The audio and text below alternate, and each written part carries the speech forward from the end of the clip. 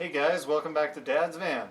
Today I'm going to be showing you how to fix the faulty Yeti Link connector cable. If you've been using a Yeti Link to charge your Yeti Lithium from the alternator and you purchased any of the extension cords or male EC8 adapter cables, you should have been contacted by Yeti or Goal Zero informing you that those products were recalled.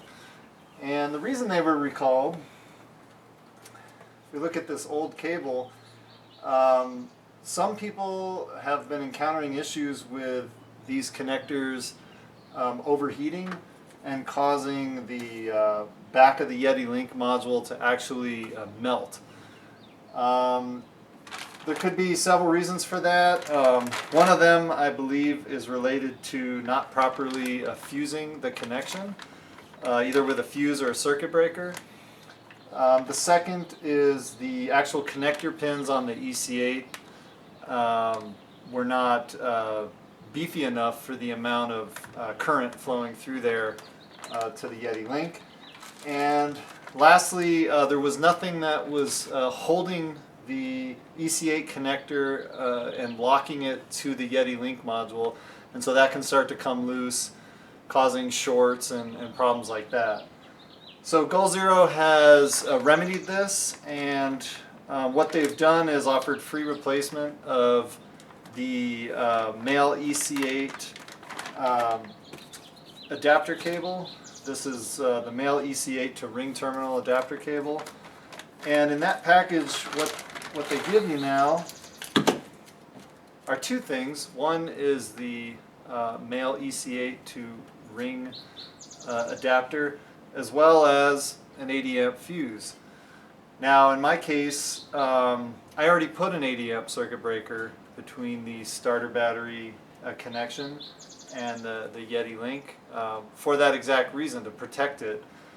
So my guess is that a lot of people were buying their car adapter kit for the Link, just hooking it up and not having any kind of fuse or circuit breaker on there.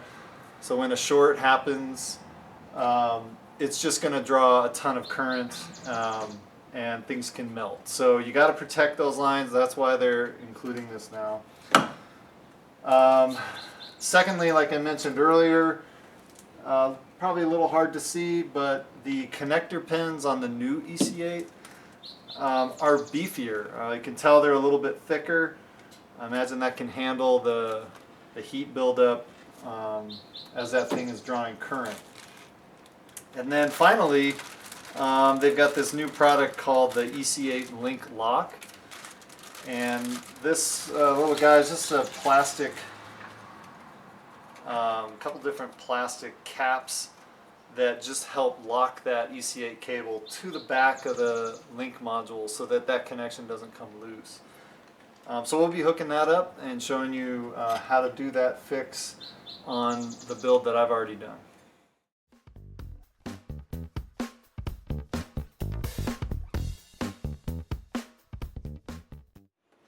Okay, first thing I'm going to be doing is taking out the old cable.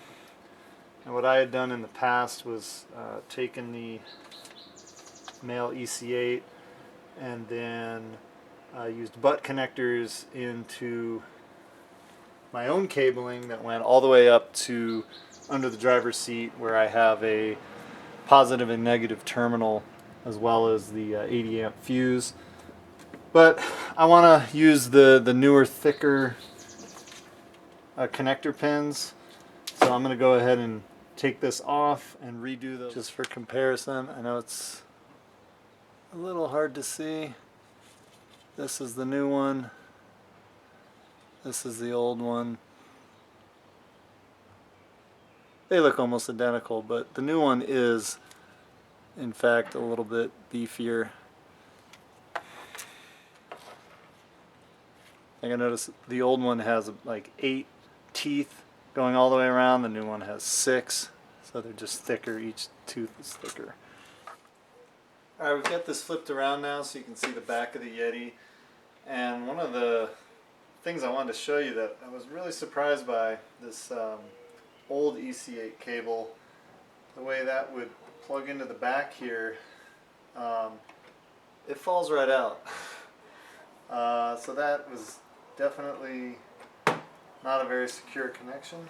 The new one, on the other hand, which has much thicker pins inside, pushes on there. A little harder to push in, but once it is pushed in, it's in there good. You'd have to give it a good tug to pull it out. So much better connection with the new cable.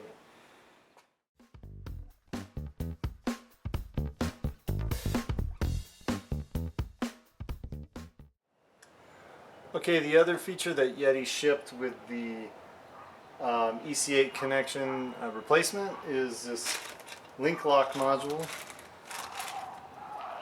This is going to help lock that EC8 cable in. First thing you're going to have to do to install that is remove the Yeti Link module.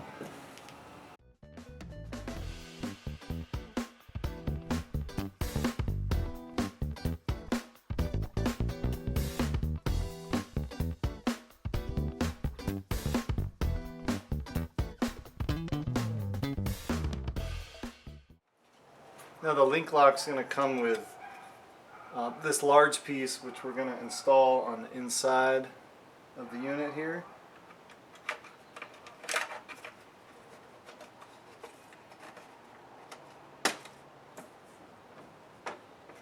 See, that's going to line up here at the back, and it's got a hole that's going to allow one of the screws to hold it in place. And then it comes with these two clips, depending on which style cord you're plugging in the back.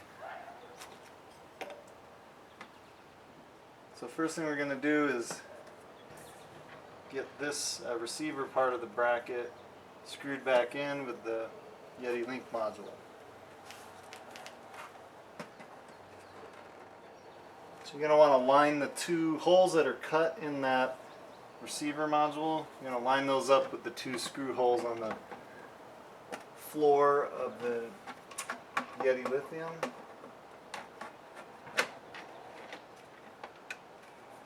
And slide the module back in. Okay, so you see the receiver lines up with the back of the link module.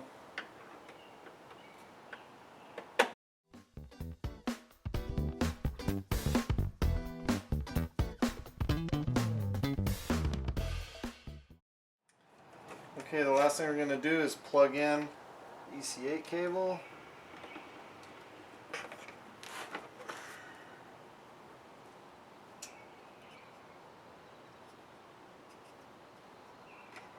And we'll slide on the link lock mechanism.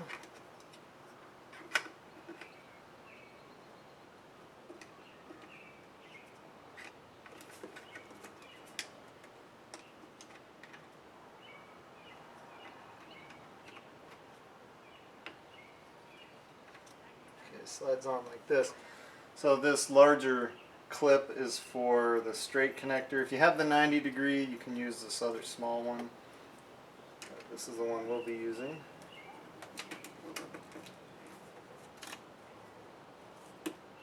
Alright, and that slides on there. Now you've got a really solid connection. So, nice job by Yeti getting this figured out and done right. I certainly feel better about this connection now going down the road.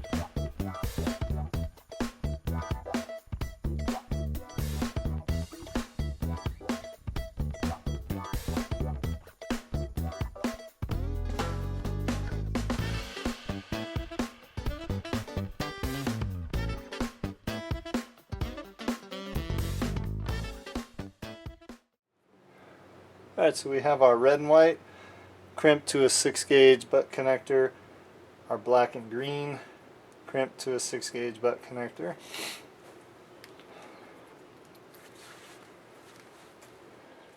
Alright, next thing we're going to do is go ahead and heat shrink this connection here to protect it. For that, we're just going to need about half of this heat shrink tubing for each.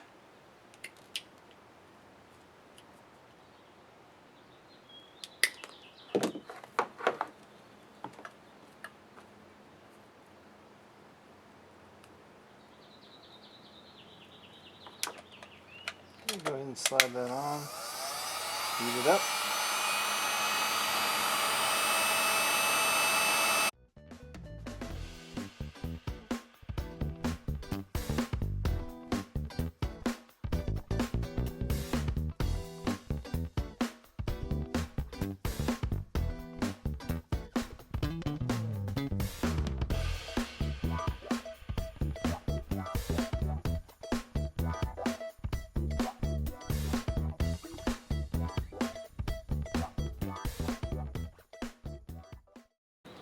Alright, and there we have it. Those have been heat shrinked. Seal off that end of the connection. Alright, here we have our positive and negative 6-gauge wire that runs up to the 80 amp circuit breaker and on through a 100 amp fuse to the starter battery. We're going to go ahead and prep these wires. Alright, step one, let's go ahead and strip the wire. Since these are so large, they're not going to be one of the presets on a wire stripper like this, but you can just use the wire clipping section. Just kind of gently press and then rotate to cut the sheathing. And once you have a decent cut, I get a fingernail in there and pull back, and that'll expose the copper wire.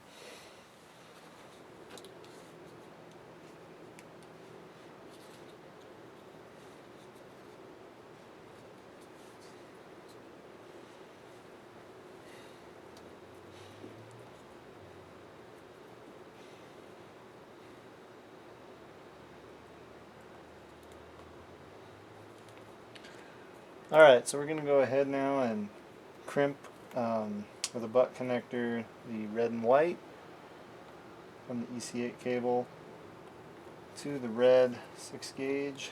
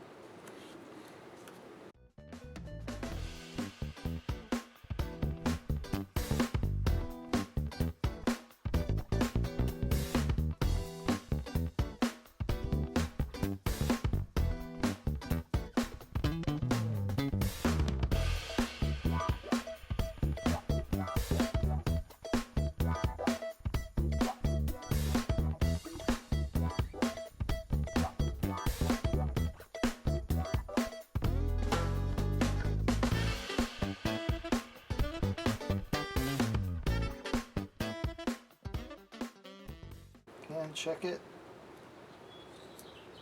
Okay, then go ahead and slide the heat shrink up.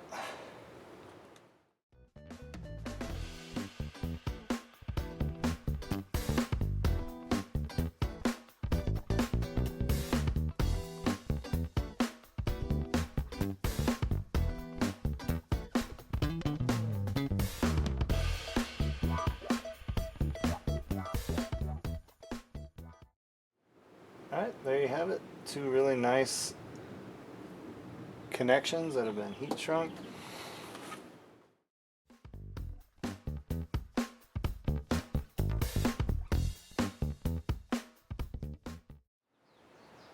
Alright, so if you have some wider, like inch, maybe 3/8 inch protective sheathing, that'll probably get over these two connections, but in my case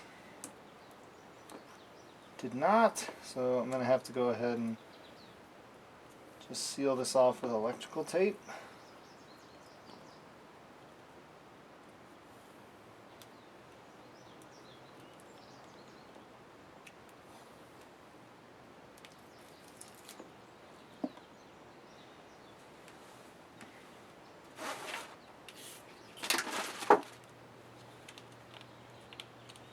Alright, and then this is some 3/8 spiral wrap. I'm going to go ahead and use that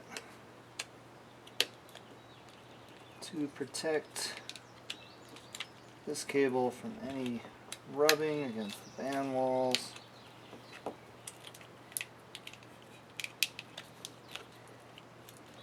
So get that up here, and then we'll go ahead and secure duct tape to that.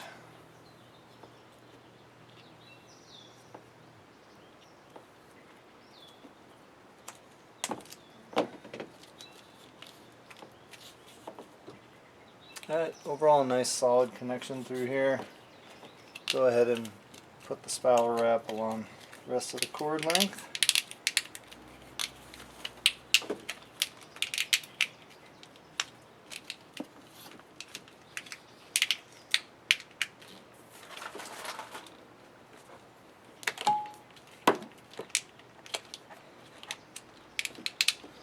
And this is just extra precautionary in case this cable starts rubbing up against the side of the van, since it will be wrapped up in the van wall. Just don't want this casing getting perforated or getting cut over time, especially since this cable can carry a pretty high amp load if the battery's being charged from the alternator.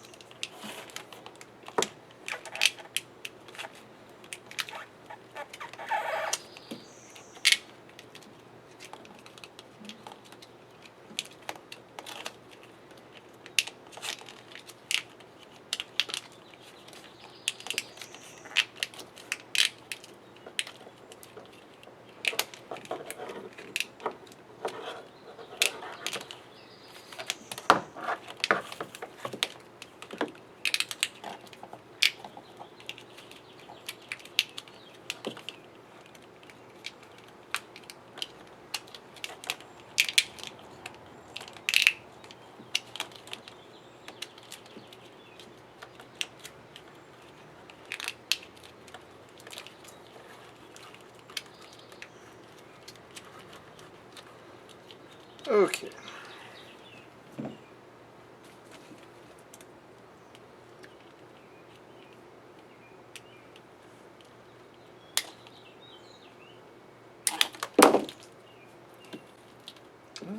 Here we go. Got our 90-degree connector. Go ahead and plug that in.